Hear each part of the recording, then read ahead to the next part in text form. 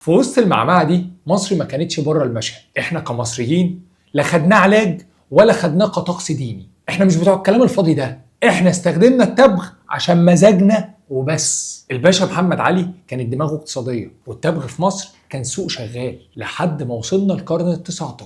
وهنا حصلت المعجزة، مصر بقت عاصمة السجاير في العالم. مصر فتحت دراعاتها لعائلات هربوا من أرمينيا ومن يونان، أسسوا إمبراطوريات كبيرة لصناعة التبغ في مصر، زي عيلة كريازي وعيلة ماتسويان. مصانع بتطلع علب ذهب عليها رسومات ملوك، بتتصدر من مصر لأوروبا عشان تتشرب في صالونات باريس ولندن. المواطن الأوروبي من دول كان بيشرب السيجارة المصري وأكنه باشا.